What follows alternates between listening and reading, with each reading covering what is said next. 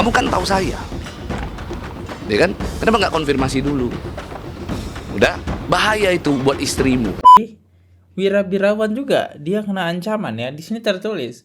Mungkin sama kali ancamnya. Bahaya itu buat keluargamu, Dek, kalau kamu terus bahas kasus ini.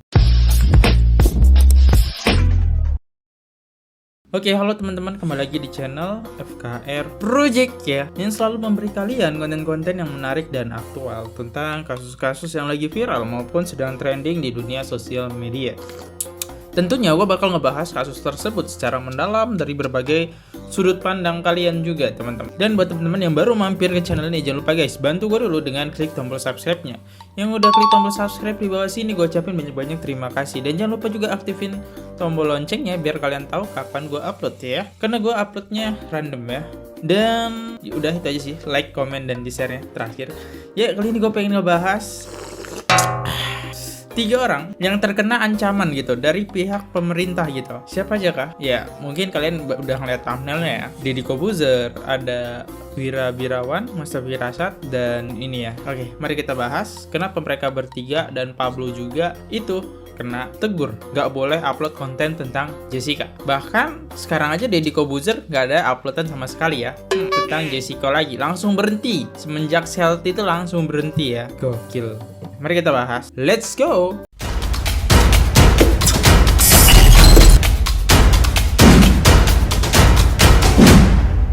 Oke, ini Pablo ya teman-teman. Pablo ya, dan Ray Utami. Kita coba nonton videonya nih, Pablo dan Ray Utami. Ini diawali dari adanya seorang influencer sebenarnya. Kalau masalah kasus Jessica kita nggak perlu bahas lagi ya. Tapi ada seorang influencer yang sangat besar sekali di Indonesia, Besar sekali di dengan Indonesia. subscriber mungkin puluhan juta pada saat itu. Harusnya kan dia memberikan influence yang baik. Nah, ternyata dia membuat Deddy yang justru membuat kami ini tergerak.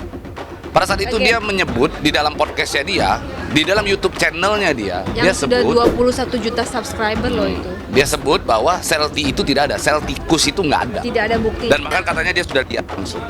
Nah, di situ membuat saya tergerak karena saya yakin nih 1000% ini adalah kebohongan. Saya yakin nih ini orang tidak pernah lihat dan tidak pernah riset. Katanya riset kan, tapi saya yakin nih dia tidak pernah riset. Ayo taruhan sama saya, mau berapa miliar? Gue siap. Tapi yang pasti dia tidak pernah riset dan dia tidak pernah lihat. Gitu.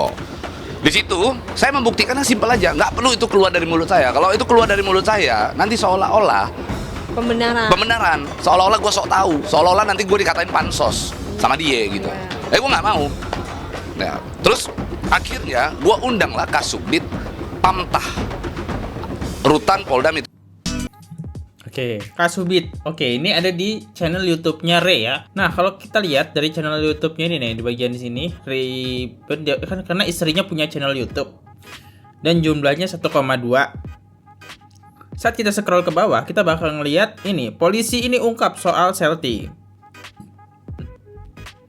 Semua itu bermula dari video ini, teman-teman ya. Nah, video ini. Dan kita dengerin lagi klarifikasinya apa? Yang sudah pensiun dan menjabat 8 tahun. sebagai Kasubdit pada saat Jessica ada di situ. 8 tahun di situ. Di sana dia membuat pengakuan. Memang benar Jessica itu di Seltikus itu ada. Iya, pada zamannya dia. Gitu. Ada binatang, bahkan ada kalajengking, ada apa, ada. Itu benar ada. Ya kan? Dan tidak pernah dikeluarkan di kamar tahanan lainnya. Selalu di Selti sampai dia dibawa ke Pondok Bambu. Dan dia akui bahwa itu adalah permintaan daripada penyidik. Atensi penyidik. Jadi nggak ada bantahan lagi, karena yang ngomong adalah orang yang kredibel, orang yang punya kapasitas, orang yang menjabat pada saat itu. Dan hari ini, acara ini, kita juga mengundang yang namanya Barnabas Imam Setiono, Kombes Pol Barnabas Imam Setiono. Itu Direktur Tahti pada saat itu. Dan dia sendiri ngomong, kasihan Jessica. Iya. Ya kan? Terus apa? Mau bilang apa lagi? Coba siap. Mau bilang lagi Selti nggak ada, Seltikus itu nggak ada. Ya berarti bohong. Nah. Oke, kita ke flashback dulu ya tentang Deddy Kobuzer nih. Sel tikus itu nggak ada buktinya sama sekali. Nggak ada buktinya. Bahkan saya lihat selnya seperti apa. Terus ada video bahkan yang mengatakan bahwa Jessica itu tidak mau dipindah selnya. Nanti kita putar di belakang.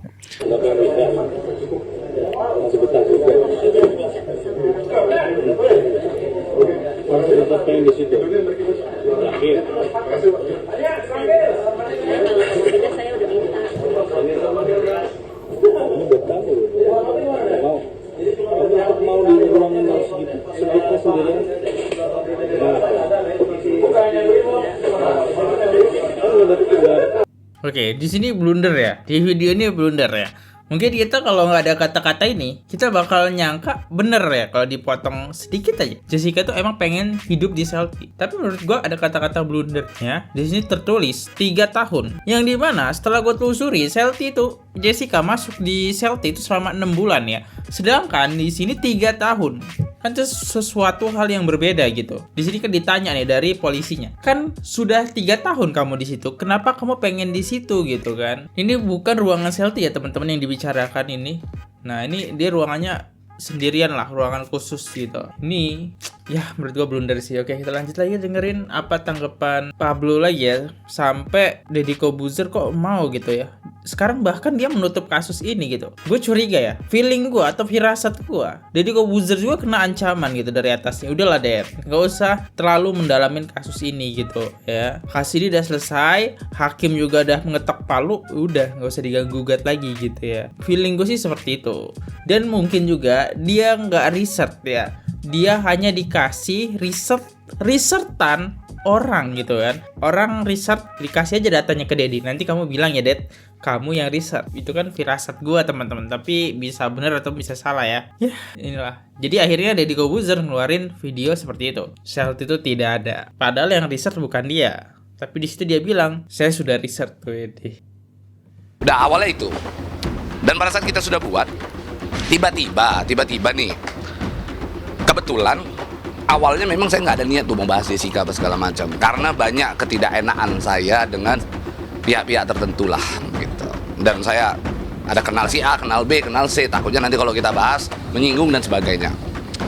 Ujung-ujungnya saya dihubungi oleh salah satu pejabat di institusi negara, di salah satu institusi negara. Saya diundang tuh, dipanggil, Pablo, sini kamu, saya ada mau ngomong. Institusi negara, apakah dia masih berhubungan dengan Krisnamurti ya? Kalau kawannya sih yang nanganin kasusnya udah ketangkap si Sambo, apakah Krisnamurti atau Edi gitu. Tapi Edi sekarang lagi kasus juga di KPK ya.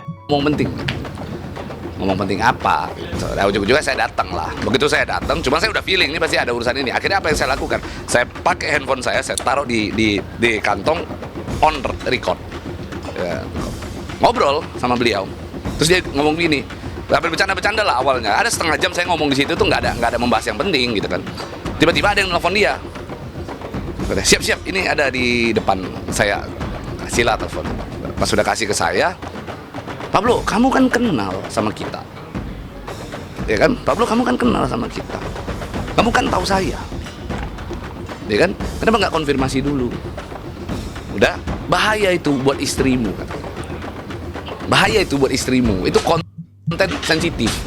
Oke, Pablo kena ancaman. Gue bisa nyimpulkan ya. Berarti Deddy juga ini kena ancaman. Mungkin sama kali ancamnya. Bahaya itu buat keluargamu, Dad. Kalau kamu terus bahas kasus ini, bisa jadi ya. Makanya Deddy Corbuzier sekarang gak ada speak up gitu ya. Bahkan dia kena hujat, kena sindir gara-gara Celtic itu dia nggak ada klarifikasi guys ya. Bahwasannya Deddy udah tutup mata sama tutup kuping ya. Mungkin kena ancaman seperti Pablo. Tapi Pablo di sini dan Utami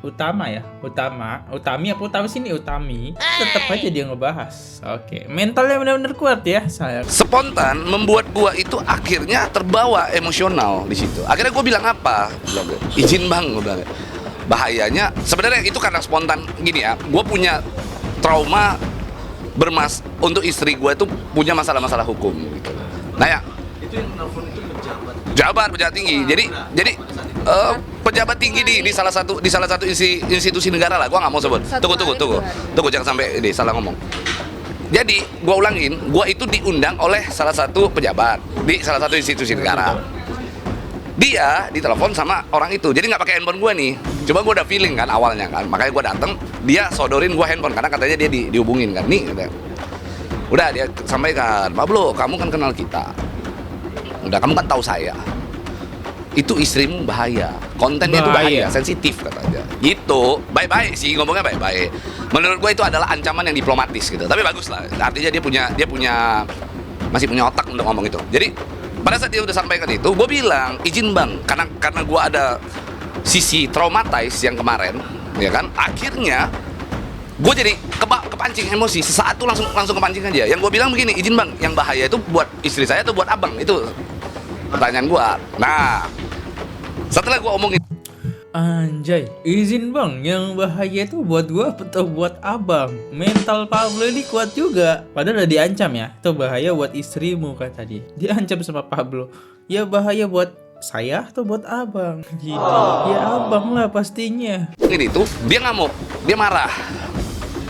Katanya, apa namanya? Intinya kamu mau take down apa enggak? Kamu mau hapus apa enggak? Enggak, dia bilang. Jawaban gue cuma itu aja. Udah tuh, habis itu udah selesai, gue ngobrol sama pejabat itu, udah. Tapi gue nggak diam, gue setelah pulang, gue tulis kronologinya, rekamannya gue kirim tuh ke ibu gue, ke adik-adik gue kirim semua tuh, kalian simpen ya, ada apa-apa sama gue, ini keluarin gitu. Sama istri gue copy banyak lah. Jadi gue nggak bego, lu mau hajar aja ya nggak apa-apa. Jaga-jaga. Nah, ini gue bisa bertanggung jawab kan, karena suara dia jelas, nggak mungkin itu suara bisa disamarkan. Suatu saat akan gue buka, kalau seandainya ada terjadi sesuatu. Tapi ini sebenarnya udah naik ke beberapa berita yang udah kita kemarin infokan gitu. Ini sebenarnya udah naik, dan gue langsung naikkan ke Instagram gue kan. Tuh. Nomornya juga jelas lah, oke? Setelah itu kepancing karena keadaan itu, akhirnya gue kepancing. Kepancingnya bagaimana? Ya lu katanya lu kenal sama gue nih.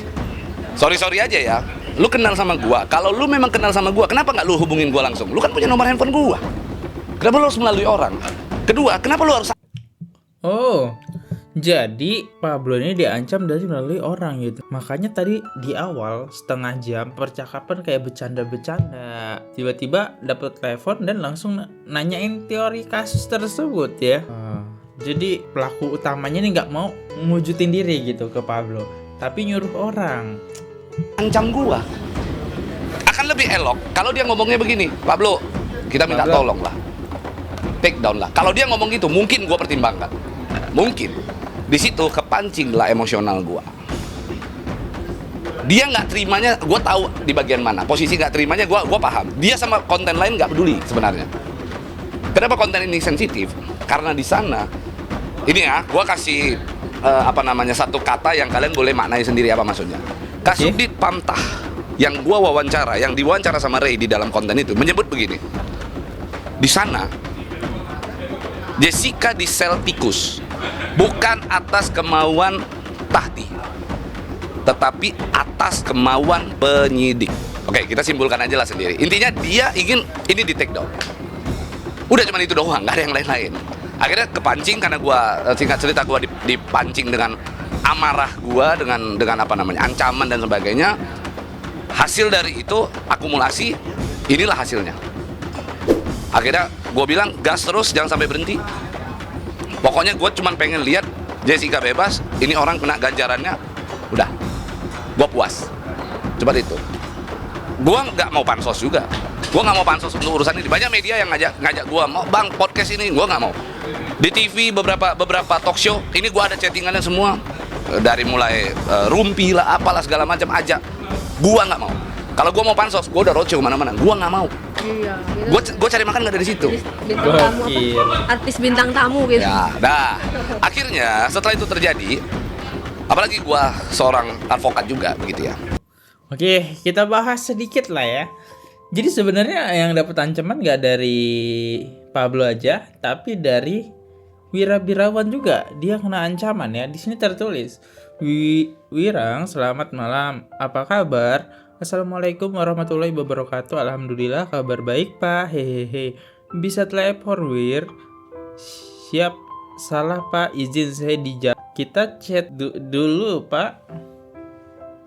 Itu postingan Instagram di take down Wir, nanti jadi rame. Biar Wirang aman, saya peduli dengan Wirang. Kapan ketemu Wir? Nah, Ini juga Wirang tuh dapat ancaman ketika ngebel. Jadi 3 orang ini ya, kayak menurut gue sih Dedi kena juga sih. Ya kita tahu lah, Dedi itu adalah suka banget ya mengangkat konflik-konflik yang lagi viral gitu ataupun lagi rame. Tapi Dedi sekarang udah ngebungkam gitu ya, gak ngebahas kasus Jessica lagi. Nah itu ya, Dedi, terus Pablo, terus Wirang Birawan ini menurut gue kena ancaman.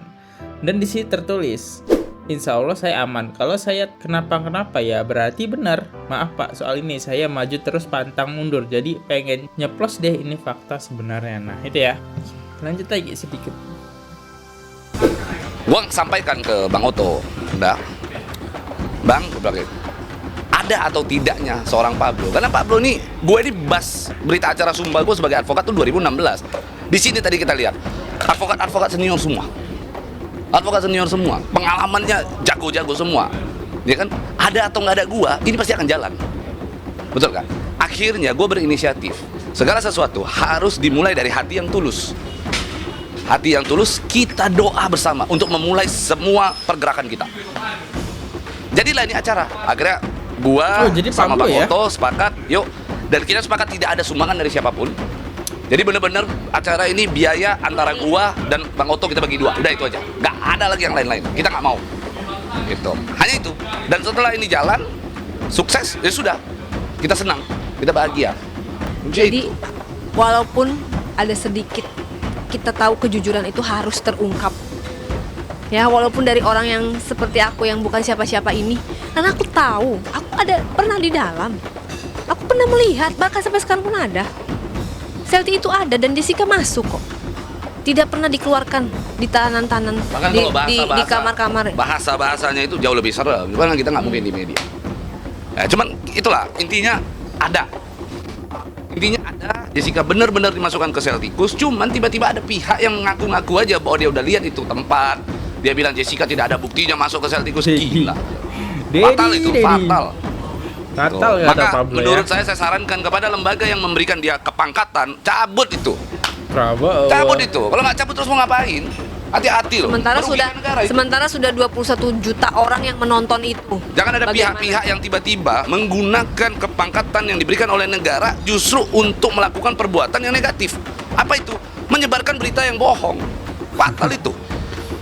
Artinya kalau negara memberikan itu lalu dia berbohong, seolah-olah negara melakukan pembiaran terhadap kebohongan di dalam ruang publik. Bahaya. Siapa tahu dibayar loh Dedi disogok. Iya.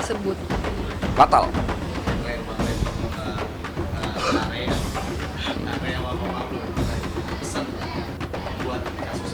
Oke, mungkin ini aja ya teman-teman. Gue ngebahas kasus ini agak ringan-ringan aja, nggak usah ribet-ribet karena udah malam banget dan gue juga udah ngantuk sih. Tapi harus bikin konten karena permintaan kalian, gue harus up tiap hari ya.